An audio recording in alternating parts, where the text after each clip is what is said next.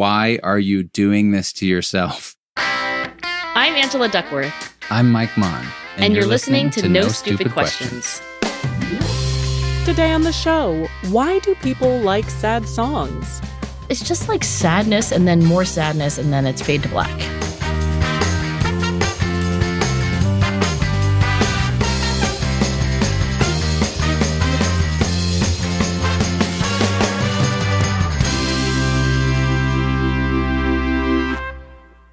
Mike, we recently talked about being funny, but now we have an email from an NSQ listener about being sad. I think I prefer talking about being funny than being sad, but that's okay. Here we go. So it's from Colin, and he writes, whenever I'm sad, I tend to listen to sad music. My girlfriend caught me crying while listening to Sound of Silence by Simon and Garfunkel. She said the sad song probably made it worse. Any data on this? Well, let me just first say that, Colin, I completely connect with this because when I'm having a bad day or going through something bad, I for sure listen to sad music. Okay, wait. What's sad for you? Give me a sad song. The saddest song for me is James Blunt, Goodbye, My Lover. James Blunt. Do not know who this person is. Oh, my gosh. First of all, James Blunt, his voice is so sad. Okay, wait. Now I need to know the circumstances under which... Well, obviously it was during a breakup. Duh. Okay, I was going to say, I don't want to touch a sore subject, but wait, and how old were you? Oh, 25? But here's how it ends. This is why you have to understand how gutted this song makes you. The final stanza, I'm so hollow. I'm so hollow. I mean, again, you've got to hear him sing it, but just this idea of being so hollow, there's nothing left. You've cried yourself to bits. Anyway, yeah. So I listened to that. Okay, wait. Before you have anything else to say, this is my favorite song that is sad that has words. Because I have a favorite song that is sad that doesn't have words. By the way, Eric Clapton, Tears in Heaven comes up. Yes, of course. I've listened to that a million times, like Yesterday by the Beatles. But one of my all-time favorites, if not the all-time favorite, is Nothing Compares to You by Sinead O'Connor. There's a scientific debate about why it is that certain times in our life, it's like imprinting. Yes. The sad songs we hear in our adolescent and early adulthood years are just tattooed on our brains. Mm-hmm. And then when you hear sad songs later, it's they don't gut you the way certain times in your life, those songs. And I was 15 years old, which is a very good time to listen to a very sad song. Mm-hmm. And the lyrics for Nothing Compares to You. And by the way, the 2 is the number 2 and the U is just you. So very prescient because, this is 1985 before Twitter and social media. But Sinead O'Connor opens with, it's been 7 hours and 15. I could actually sing this. It's been 7 hours and 15 days since you took your love away. And then there's orchestral music. Da, da, da, da, da. I go out every night and sleep all day since you took your love away. Okay, I'm not going to make you listen to me sing this terribly. Yeah, but we are definitely going to do karaoke next time. Definitely. You know who can come? Laurie Santos is such a fan of karaoke. Do you know Laurie? Well, I know who Laurie is. I've never met her. I'm a huge fan of karaoke. Well, I'm a huge fan of Laurie Santos. Okay, perfect. Well, let's all go do it together. Laurie is the host of her own podcast, The Happiness Lab, and we've done a collaboration with No Stupid Questions a while ago. It predates our co-hosting. By the way, she's an esteemed professor at Yale, and she's such a fan of karaoke. And I will, believe it or not, remember to get back to Sinead O'Connor because that is important. But Laurie Santos is such a fan of karaoke. I get this email in my inbox that says, Laurie Santos is coming to Philadelphia because she loves karaoke and she's going to come and do a sing-along night. And I immediately think this is spam. However, I'm intrigued enough to text Laurie. I'm like, WTF? Why is there spam about you and karaoke in Philadelphia? It's just so specific and random. And she said, all facts. I'm coming, please come. So I don't go because I have a conflict, but she's coming again. I was like, are kidding me. Wait, when? I will get the dates. And if anybody is in Philadelphia and wants to come and hang out with me and Laurie Santos, and Mike, you are very welcome to join. It's coming up. I think it's in the fall, and it's going to be a sing-along. Anyway, I hope we play Nothing Compares to You, because I want to belt out the final stanza, if that's what you call it. What do you call the thing that gets repeated in a song? The chorus. Well, here's the part that, like, I think it ends on. She just says over and over again, like, nothing compares to you. And then it's over. So one other thing that is so interesting about sad songs is they're not like Disney movies. It's not like, oh, things are really dark, and then there's light. Oh, there's no happily ever after. It's just like sadness and then more sadness, and then it's fade to black. Okay, but to Colin's question, why do we do that? Why do we feel that? I will say, for myself, I think that there's this element of, one, I don't want to go burden a bunch of other people. And yes, during a horrible breakup, your friends are there, but I'm sorry, I'm not trying to gender stereotype, but a lot of men are just kind of like, you good? Yeah. Go ahead, put down your whole half of the species. There's less maybe emotional support in general. In general, that is true, research-wise. Then I also just naturally hate being a burden to other people. And so if I'm in a bad spot, a song allows me to connect with someone. I know when James Blunt is singing Goodbye, My Lover, and talking about how hollow he feels, then it's like, I'm not alone. Somebody knows how I feel. And I feel an emotional connection, even though it's not to another person per se. You know, we recently had this conversation about humor. Like, why do we laugh? Why do we find things funny? What could be the evolutionary advantage? And I think the take home from that was, in a word, connection. In two words, social connection. And I think, in a way, this, like, why do we listen to sad songs? I mean, I think that's also the answer. This kind of feeling of being connected. And I'll just say that the paradox of listening to sad music, it's like, wait, why are you listening to something, you know, Colin's girlfriend, like, wait, why are you making yourself cry? Like, why are you digging the hole deeper? And it has been interesting to psychologists. So I think you've heard of Kahneman and Tversky. I'll just tell you an abridged version of a conversation I had with Barbara Tversky. Yes, of course. I mean, she's the widow of the great Amos Tversky, who was Danny's closest collaborator all those years. Correct. And there are two other things that may be less widely known. But first, Barbara Tversky is a world-renowned psychologist in her own right, longtime professor at Stanford. And fact two is that for the very last chapter of Danny Kahneman's life, Barbara Tversky was his partner. So we were talking and emailing in the weeks immediately after Danny Kahneman died. And I said something about how I was, to my own puzzlement, like, I was like, why am I doing this? I was literally Googling sad songs. Mm-hmm. Like, open the Google browser, type in sad poems. Yeah. And then I said to Barbara something along the lines of, the funny thing is, like, I only read poetry when I'm sad. You know, it's not like I'm having a really good day and I'm like, I'm going to pick up a poem. And I was like, wow, what is this, masochism? Like, what am I doing? Right. And she was like, well, of course you do that, because one of the features of the human brain, and it's actually something that Danny Kahneman wrote about, and I think it's like widely misunderstood. When we think of something, like here, I will give you some words: ice cream, seagull, sand, wave. Now you give me a word. Ocean, beach, summer. Yes, because the part of your brain that is like storing all these words, they're all semantically related. And so they're connected, right? So you light up one, you light up another. Right. And so when you light up sadness, you're thinking sad thoughts, you're in a sad mood.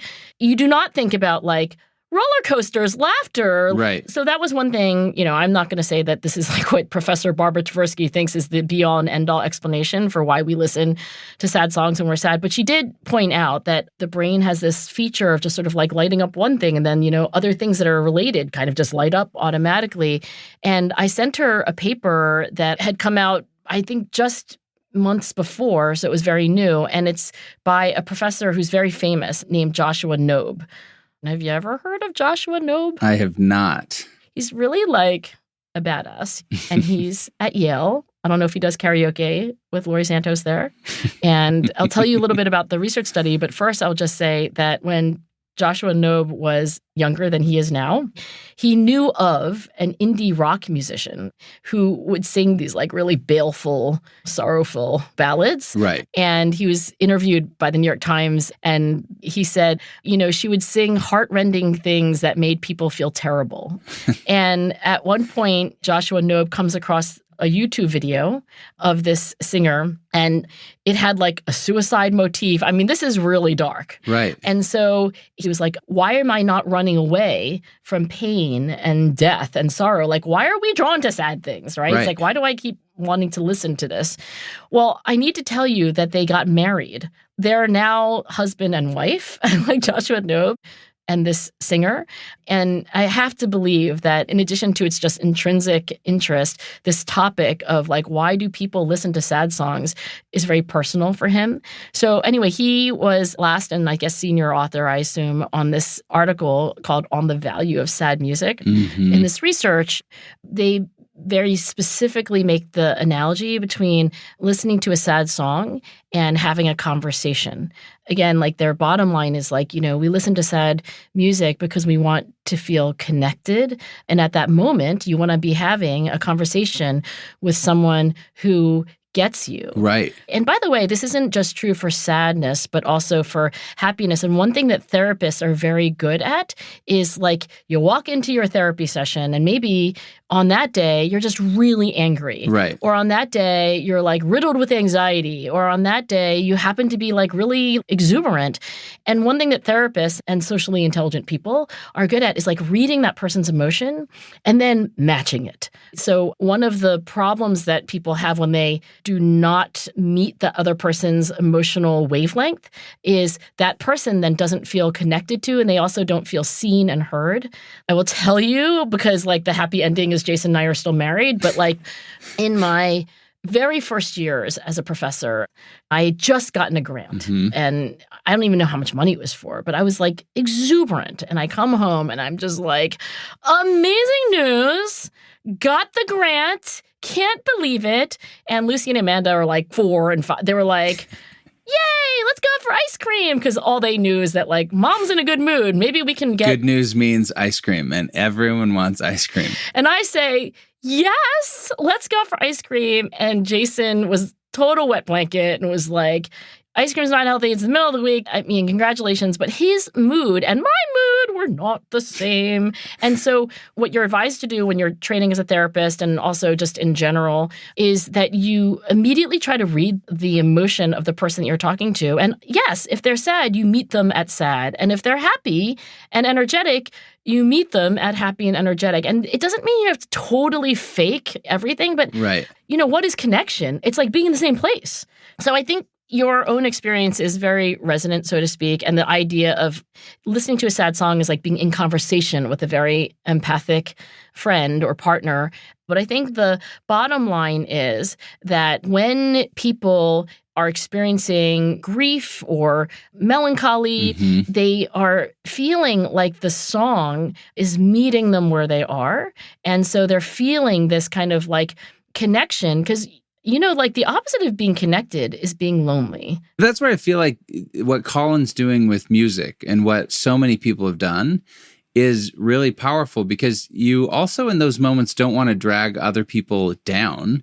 If we're supposed to help mirror others' emotions or match them where they are or whatever, and I'm in like a really terrible place because of this breakup or you're in this bad place because of that thing, music can serve that role of helping to feel connection, helping to feel a conversation where I don't have to like bring everybody else to sit in my pigsty. You can quarantine a little bit. You're like, I know I've got this issue. Let me repeat play. And it can help you process it. Right. So there's this professor of psychiatry at Trinity College Dublin named Simon McCarthy-Jones who wrote an article basically saying, why do sad songs make you feel good? But with a focus on Adele songs.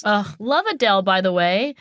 I don't know if Adele has any happy songs, but like, I love the Adele sad songs. I do too. But he went through a bunch of different things. One of the things was, you feel closer to other people, which I think we've noted already. He says Adele's sad music can be a friend to us. What I thought was really interesting, though, is sometimes it triggers nostalgia, more than sadness. Now, there's listening to sad songs and diving into nostalgia, like remembering the good times, helping to process the emotion, but also like letting myself feel the pain of the breakup, listening to Goodbye, My Lover for like 2 months straight. But where I think it gets dangerous is when you go from nostalgia to rumination. Right. I mean, rumination is like an endless loop. Right. So it sounds like visiting is okay, but taking up residence is not. Like when I listen to a sad song, Colin, for a while, I think it's probably helpful. But if not careful, it can cross the line into being hurtful if I take up residence there. So, Mike, you and I would love to hear the thoughts of our listeners on this topic. If you have a favorite tearjerker song that you find particularly moving, please let us know. Maybe you want to tell us what the song means to you. Record a voice memo in a quiet place with your mouth close to the phone and email us at nsq@freakonomics.com. Maybe we will play it on a future episode of the show. And if you like the show, even a fraction as much as your favorite sad song, the very best thing you can do is to tell a friend. You can also spread the word on social media or leave a review in your favorite podcast app. Still to come on No Stupid Questions. If sad music can comfort you, what can happy music do? I mean, the first few songs is like, that one's annoying. No, let's not listen to that. Da, da. By the fourth or fifth song, it was like, okay, we're like feeling it.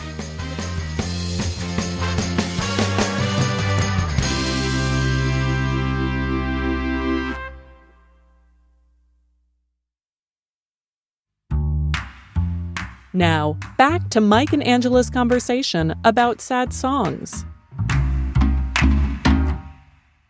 You know, this makes me think of this research on depressed people versus non-depressed people.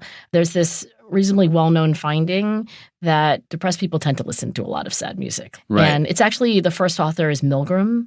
And when I first was like, oh, Milgram. Like Stanley Milgram? Yeah, like Stanley Milgram, like the guy with the shock machine. And by the way, Milgram is not alive anymore. Milgram is a psychologist from a generation or two ago. But it's not that Milgram. It's Milgram with 2 L's. I can only imagine how much confusion there is for somebody who is... You got to change your last name at that point. I know, right? But anyway, this Milgram is more recent. And Milgram and co-authors studied depressed versus non-depressed people and basically did some choice tests to see how much they preferred sad music to non-sad music. And indeed, they find that people who are depressed have an exaggerated preference for sad music compared to people who are not depressed, you know, who are matched on demographics. I mean, I'm curious because that would signify to me that that's not helpful or healthy because it's just perpetuating. Well, that's the thing. That was so interesting about this study because it's like, wait a second, why are depressed people doing something that's taking them in a direction that they really shouldn't try to go? Right. And so then what happened next was that another set of researchers published a study, and this is in this journal whose name is Emotion, and it is a journal about emotion. Aptly named. Yes, aptly named. But they started with this question of like, was the Milgram study right? Like they wanted to repeat the study themselves and see if it was still true. Right. Do depressed people listen to more sad music? Yeah, exactly. And then they wanted to see if they could answer the question why in a more satisfying way. Well, the first thing is that they do replicate the findings. So they recruit a whole new batch of depressed and non-depressed people. They give them a bunch of music, actually all instrumental music. So basically, they had happy, neutral, and sad instrumental music. And yeah, apparently people who are suffering from clinical depression are drawn like a magnet to sad songs more than non-depressed people. But then the really interesting question is why? Right. And so they asked everybody in these experiments questions that would basically try to get at the root of this preference. And in fact, people with depression do not report that they choose sad music because it makes them more sad. They actually say it's relaxing. So it's a coping mechanism. It's in no way causal. It's not like sad music makes you sadder. This helps me cope with my sadness. Yes. Now, I did not see reasons like I feel connected, I feel seen. It's like having a conversation with somebody who really gets how I'm feeling. Especially because it's orchestral, though. It didn't have lyrics anyway. Yeah, although I'm going to tell you my favorite non-lyric. I'm such a music, what's the word for somebody who knows nothing? I'm just like ignoramus. Sure. So I don't know what I'm talking about, but there is this one incredibly sad song. I have to look it up because I have to make sure I don't butcher this. Have you ever listened to Bach's Orchestral Suite number 3? I would not know that by name. I may know it by music. Okay, wait. I'm going to play you just a strain of this. Tell me if you think this is sad.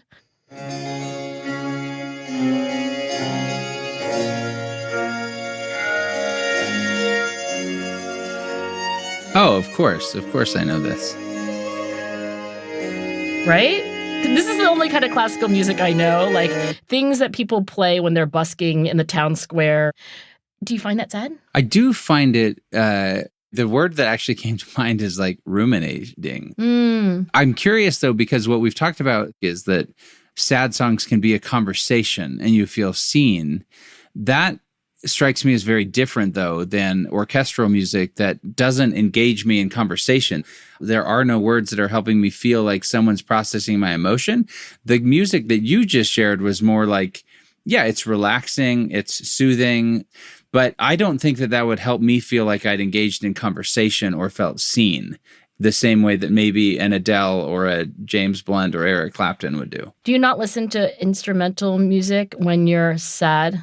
I listen to instrumental music mostly when I'm highly focused at work and trying to get something done. And you don't want lyrics? Yeah, I don't think it's what I turn to when I'm sad. Well, I'm going to argue on the basis of nothing, right? Because I don't play music. I don't listen to it very much. But I think that many people do feel like having an experience with instrumental classical music is like having a conversation, and there is a communication. It's like abstract painting, something I also do not appreciate very much, right? Like for me, when I walk through an art museum, if it doesn't have a person in the painting, or at least like flowers that a person could have had, right? It's just like a big blob of like red, I have very little appreciation, honestly, for that. It's growing because my mom has gotten really into abstract painting. So she makes blobs of red and stuff like that. And I'm trying to understand but I think when my mom talks about abstract art, it is for her, in fact, the distillation, like the essence of an emotion or an idea. So for her, it is a conversation. And I think there is some artist whose name is escaping me who has said something like songs with words, with lyrics, are like paintings with figures. And the music that we listen to without words is like abstract art. So maybe you're just walking through the museum with Angela Duckworth. Mike Maughan and Angela are like, wait, where are the pictures of the people? Because I don't know what this blob of red is supposed to mean. Where other people are like, come on, Bach is talking to you across 3 centuries. That is fair. And look, I'm glad that different people respond to different things in different ways. Then I also want to say that part of me is drawn to heavy books and sad books because I think it's really important to acknowledge that we live in a really challenging world. And I know some really close friends of mine who are like, oh, I don't want to read that. It's sad.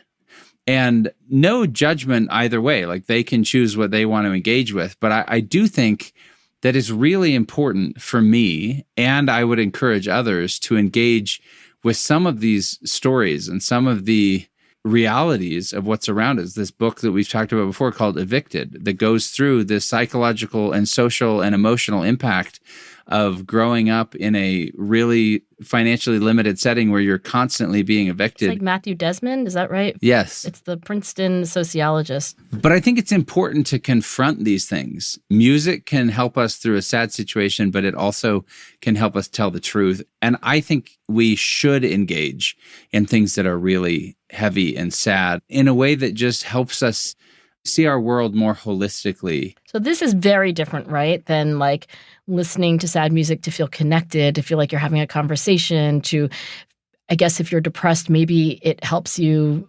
relax. Like you're talking about a kind of deeper function of confronting the dark parts of our circumstances. But I have to tell you, Mike, my reaction is like, I want to watch Ted Lasso. Mm-hmm. Like there is a reason for me when I go to bed. I mean, I'm reading this kind of like beach novel by Ruth Reichel. It is set in Paris, and there's like, a young woman, and it's got food scenes, and, there's like amusing characters. And like, let me tell you, it is not Evicted. Right. It is not a social commentary. I mean, I guess I agree with you, but I'm sort of thinking to myself, like, so often don't we turn to music and to art and literature for what we want and not what we should have? To me, I spend all day doing things that are like serious and hopefully good for the world. Yeah. And then in those half hours before bed, the 30 minutes I have before I like lose consciousness, I want to read about food in Paris and watch Ted Lasso. I think what maybe you're saying is you want some sort of escape or connection to something more placid, more healing, more chill. I'm saying that like I'm regulating my mood, right? I think though, like, kind of to Colin's question, why do we listen to like Simon and Garfunkel if that's your vibe or whatever, like Sinead O'Connor, whatever it's going to be? I think as long as you have some awareness, as long as you're like, oh, I'm listening to this and wow, I'm getting in a complete tailspin here and like I am taking up residence and not visiting a sad place. Like, right. I guess for me, it's like maybe not at this moment in my life is the time that I'm going to read Evicted, but maybe after I finish writing my own book and I'm not in a dumpster fire of my own anxiety, like maybe that would be a good time. I guess some awareness. I feel like that's maybe the take home. Not that we should all go out and listen to sad music or that we should all read Evicted, but just that we should have some awareness of what we're doing. And look, I went through a very stressful period at work recently, and I love to read. I read all the time. But for a period of several months, like I just couldn't wrap my head around reading anything because I was so stressed and so much was going on. Oh, what? Really? I thought you were going to tell me you were reading like embarrassing beach novels. No, my brain had no excess capacity. You didn't read anything? I mean, I tried reading like a John Grisham novel or like a Jack Reacher that are just pure beach read. But I couldn't even go there, let alone read Evicted. So what did you do? I mean, I think it was all such a blur, but it was probably more music, I guess. I do think this idea, though, of connection, as we've discussed, is the key to all of this in one way or another. The reason I think it's important to read sad things is to be connected, to understand other people's situation that is different than mine. I also acknowledge not everyone has the emotional space to go take on anything else. Well, Mike, I want to bring us home on this topic by bringing up something that I actually don't have a brilliant answer to, but this thing is so interesting. I watched a TED Talk once about sad music, and I think it was actually all instrumental because like the guy sat down on a piano bench and he started playing and he played minor chords, right? And of course, I know nothing about this because I'm such a music ignoramus, but I will say that one of the theories about music is that your heart rate and the tempo of the music are actually like they come into synchronicity. Interesting. Like if you start listening to music that has a very fast tempo, even if you don't get up and dance, your heart rate will go up. And if you listen to something really slow, an adagio, is adagio the word for slow? It's a great question for someone else. God.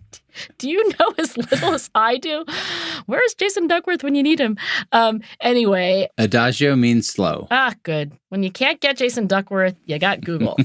But like, I think that's really another level of this, right? That like when you listen to things that are upbeat and fast-paced, you quite literally become more upbeat and fast-paced yourself at some physiological level. So I guess I wanted to know whether you ever upregulate your mood by listening to the opposite of a sad, slow song. Oh, absolutely.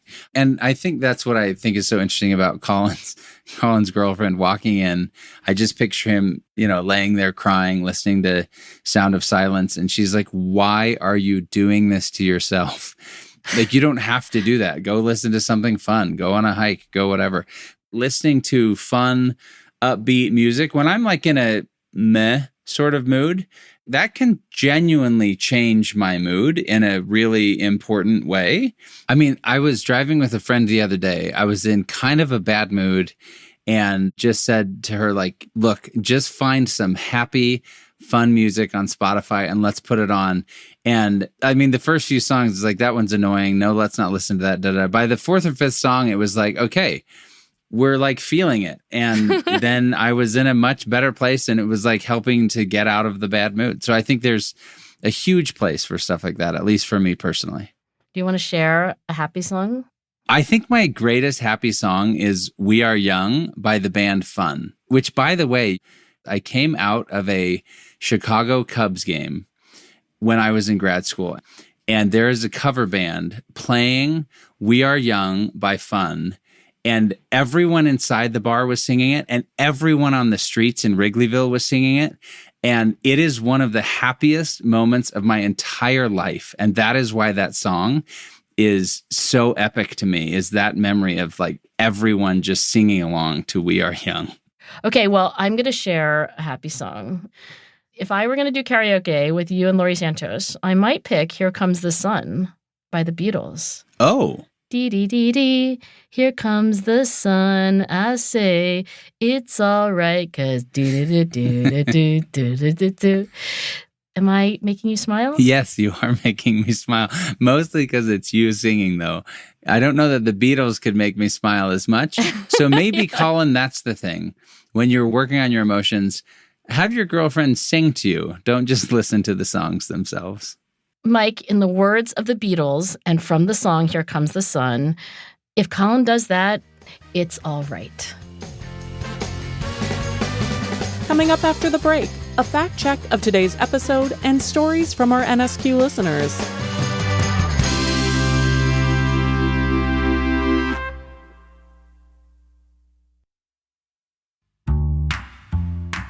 And now, here's a fact check of today's conversation.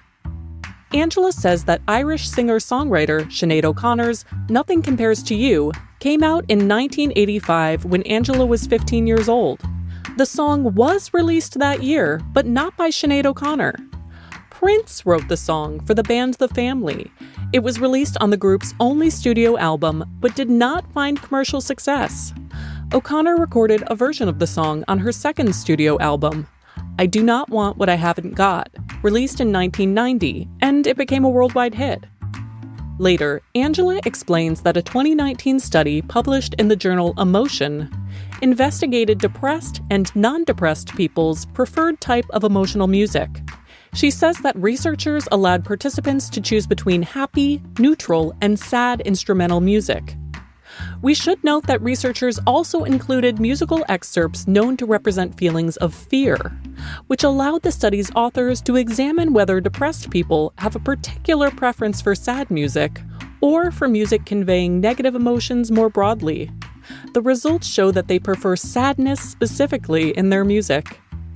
Finally, if you're in Philadelphia and you love karaoke, you can join Angela and Laurie Santos for a sing-along this fall. We'll post a link to register for the event in our episode show notes. The theme of the night is girl power, but non-girls are also encouraged to attend. That's it for the fact check. Before we wrap today's show, let's hear some thoughts about last week's episode on humor. Hey, Mike and Angela, this is Jordan Brown from the Hudson Valley in New York. I really enjoyed your episode analyzing sense of humor, and I was reminded of a quote by E.B. White, who said, humor can be dissected as a frog can, but the thing dies in the process, and the innards are discouraging to any but the pure scientific mind. But I won't leave you with that. I'll leave you with my favorite joke, which was written by B.J. Novak, who said, if I could have dinner with any person, dead or alive, I would choose alive. As a trained linguist, my favorite kind of joke involves homonyms. This is a very good one. A minister, a priest, and a rabbit walk into a blood donation center. The rabbit says, I think I'm a typo. It's Richard Boyer in Holiday, Utah. What did the street cleaner say to the horse? I've had enough out of you. Keep going, you guys. You're the best. That was Jordan Brown, Alex Jarris, and Richard Boyer. Thanks to them and to everyone who shared their jokes with us. And remember, we'd love to hear your thoughts about why people like to listen to sad songs. Send a voice memo to nsq@freakonomics.com, and you might hear your voice on the show. Coming up on No Stupid Questions, what does it mean to be an adult? I called home maybe 12 times because I was so homesick, and I thought, maybe I'm not as much of an adult as I thought I was. That's coming up next week on No Stupid Questions. No Stupid Questions is part of the Freakonomics Radio Network, which also includes Freakonomics Radio, People I Mostly Admire, and The Economics of Everyday Things. All our shows are produced by Stitcher and Renbud Radio. The senior producer of the show is me, Rebecca Lee Douglas, and Lyric Bowditch is our production associate. This episode was mixed by Greg Rippin and Jasmine Klinger. We had research assistance from Daniel Moritz Rabson. Our theme song was composed by Luis Guerra. The Bach recording that Angela played is the air from Orchestral Suite No. 3 in D major, performed by the Netherlands Bach Society. You can follow us on Twitter @NSQ_show. And you can check out video clips of Mike and Angela on the Freakonomics Radio Network's TikTok and YouTube Shorts page. If you have a question for a future episode, please email it to nsq@freakonomics.com. To learn more or to read episode transcripts, visit freakonomics.com/NSQ. Thanks for listening.